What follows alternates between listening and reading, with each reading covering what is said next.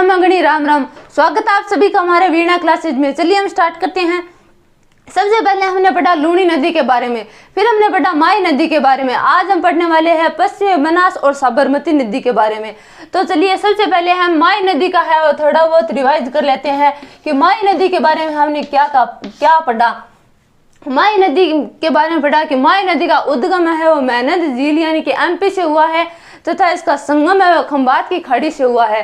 फिर हमने पढ़ा कि इसकी लंबाई है वो 495 किलोमीटर है और राजस्थान में इसकी लंबाई है वो 171 किलोमीटर है। फिर हमने पढ़ा इसके प्रमुख क्षेत्र कौन कौन से है माई नदी के, यानी कि डूंगरपुर, बांसवाड़ा और प्रतापगढ़ क्षेत्रों में यह सर्वाधिक बहती है। फिर हमने पढ़ा इसकी सहायक नदी कौन कौन सी है। इसकी सहायक नदी है एराव, अन्नास, जखम, ये है सारी इसकी है वो प्रमुख सहायक नदी है। फिर हमने पढ़ा कि माई नदी के उपनाम कौन कौन से हैं। माई नदी के उपनाम पढ़े कांठल की गंगा, वागड़ की गंगा और आदिवासियों की गंगा। फिर हमने पढ़ा कि माई नदी है वो बेणेश्वर धाम में है वो त्रिवेणी संगम बनाती है, जिसमें संगम बनाने वाली 3 नदी है माही, लूणी और चंबल। माही और लूणी ये 3 सहायक नदी बनाती है। फिर हमने पढ़ा कि कार्तिक पूर्णिमा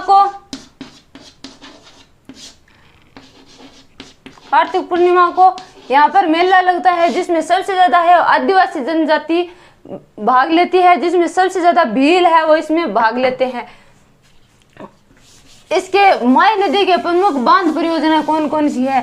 पहले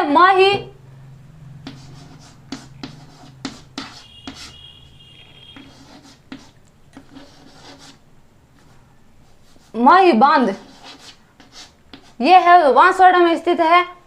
फिर हमने पढ़ा कागदार परियोजना,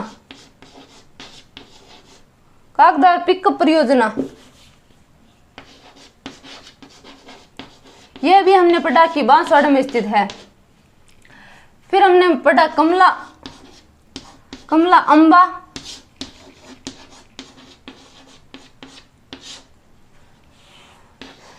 अंबा क्षेत्र है जो कि कहां पर स्थित है, जो कि डूंगरपुर में स्थित है।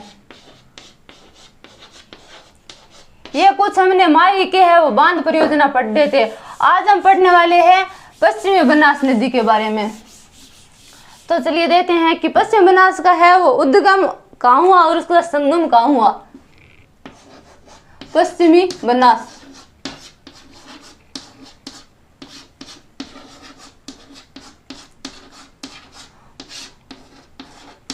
पश्चिमी बनास का उद्गम है वो नाग की पहाड़ी से हुआ है, नाग की पहाड़ी से।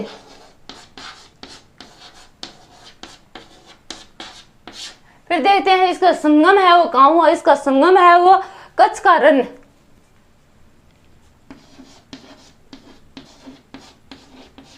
सॉरी इसका संगम है लिटिल कच्छ का रण,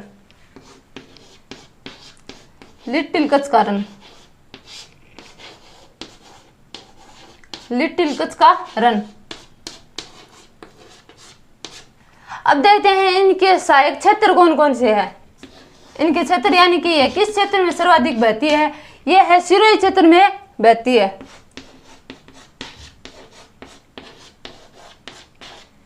इसकी सहायक नदी है वो कुकड़ी नदी है, सहायक नदी।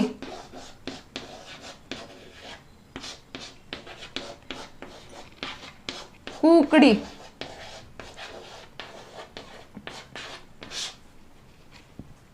चलिए फिर देखते हैं कि पश्चिम बनास का उद्गम है वो नाग की पहाड़ी से हुआ है और इसका संगम है वो लिटिल कच्छ का रण यानी कि गुजरात से हुआ है। फिर हम देखते हैं कि इसके सहायक क्षेत्र कौन कौन से, यानी कि सिरोही क्षेत्र है उसका सहायक है। इसकी सहायक नदी है वो कुकड़ी नदी इसकी सहायक है। अब हम पढ़ते हैं कि साबरमती नदी। पश्चिम बनास के बारे में इतना ही हम पढ़ते हैं साबरमती नदी के बारे में। साबरमती नदी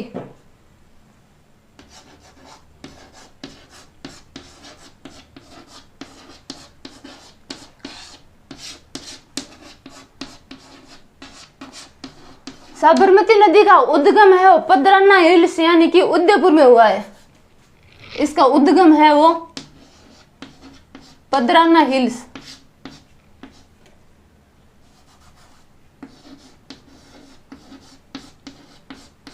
पदराना हिल्स। अब देखते हैं कि इसका संगम है वो खंबात की खाड़ी से हुआ है। संगम है वो खंबात की खाड़ी से हुआ है। खंबात की खाड़ी से। अब देखते हैं कि इसकी लंबाई कितनी है। तो साबरमती नदी की कुल लंबाई है वो 595 किलोमीटर है और राजस्थान में इसकी लंबाई है वो 42 किलोमीटर है।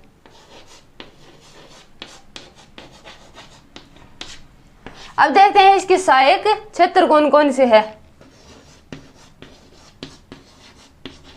सहायक क्षेत्र में आता है उदयपुर। उदयपुर कि साबरमती नदी का है वो उद्गम है वो पदराना हिल्स में हुआ है। इसका है संगम है वो खंबात की खाड़ी से हुआ है।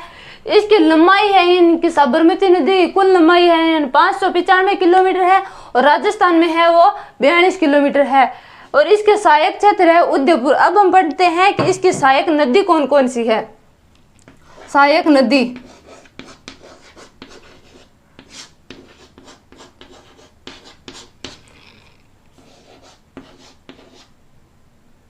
वेतरक, हतमती,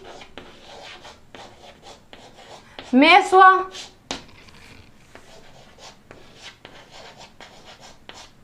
मानसी और वक्कल।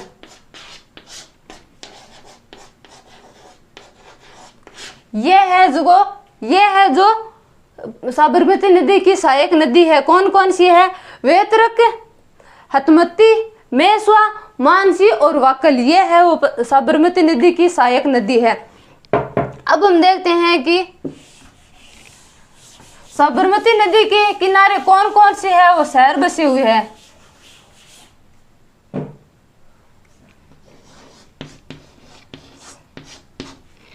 अहमदाबाद, गांधीनगर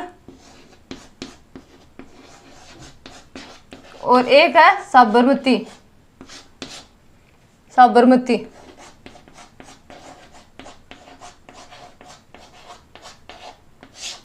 ये तीन है वो साबरमती नदी के किनारे बसे हुए हैं। अब हम पढ़ते हैं साबरमती नदी के प्रमुख सुरंग कौन कौन सी है, यानी कि सहायक सुरंग कौन कौन से है।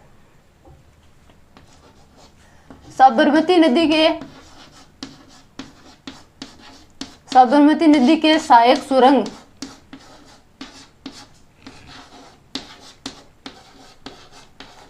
सुरंग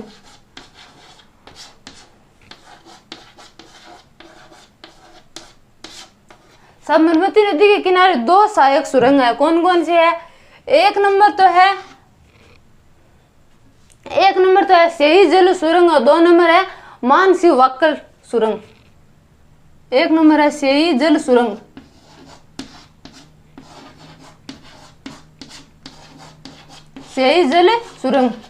और 2 नंबर है मानसी वक्कल सुरंग। सबसे पहले हम सही सुरंग के बारे में पढ़ते हैं। मानसी वक्कल जल सुरंग।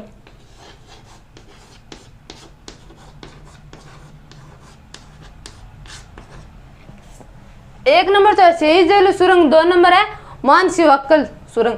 तो हम पहले भी पढ़े थे हमने कि सही जल सुरंग है वो उदयपुर और पाली के बीच में स्थित है, जो है वो जवाई बांध को है जलापूर्ति करता है।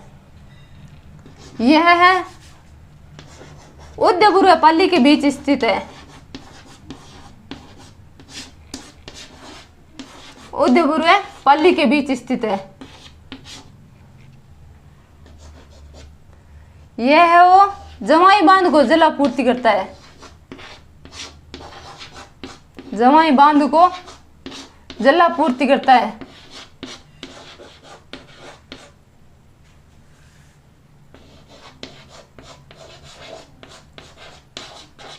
शेही जल सुरंग राजस्थान का है और प्रथम जल सुरंग है। राजस्थान का प्रथम जल सुरंग,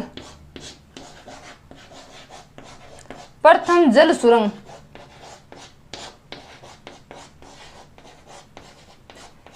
ये हो गया हमारा शेही जल सुरंग की, यह उदयपुर और पाली के बीच स्थित है। जवाई बांध को है वो जलापूर्ति करता है, शेही जल सुरंग है और यह है राजस्थान का प्रथम जल सुरंग है। अब बढ़ते हैं मानसिवाकल जल सुरंग।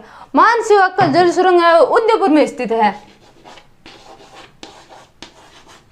उदयपुर में स्थित है और यह है वो कावोद झील को जलापूर्ति करता है, कावोद झील को जलापूर्ति करता है।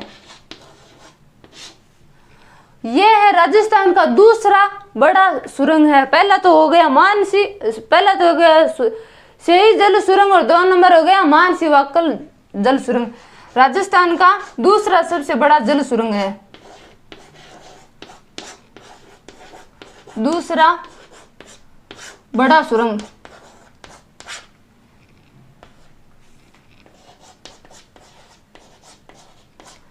तो चलिए फिर देखते हैं कि साबरमती नदी के सहायक जल सुरंग कौन कौन से है। शेही जल सुरंग और मानसिवाकल जल सुरंग। सबसे पहले हमने पढ़ा शेही जल सुरंग उदयपुर और पाली के बीच में स्थित है। यह है जवाई बांध को है जलापूर्ति करता है और राजस्थान का है सबसे बड़ा और पहला जल सुरंग है। फिर है मानसिवाकल जो कि उदयपुर में स्थित है और कावोद झील को है जलापूर्ति करता है और यह राजस्थान का दूसरा सबसे बड़ा जल सुरंग है। पहला हो गया शेही जल सुरंग और दूसरा हो गया यह। तो यह आज की हो गई हमारे अरब सागर की प्रमुख नदियां पूरी हो गई। कल हम बढ़ेंगे अंतः प्रवाही नदी की सहायक नदी कौन कौन सी है। अरब सागर की 1 नंबर थी लूणी, माही, पश्चिमी बनास और साबरमती। तो कल मिलते हैं अरब सागर की प्रमुख नदियों के साथ। आज का वीडियो है वो कैसा लगा, वीडियो अच्छा लगा है तो लाइक करें, शेयर करें। मिलते हैं नेक्स्ट वीडियो में। जय हिंद।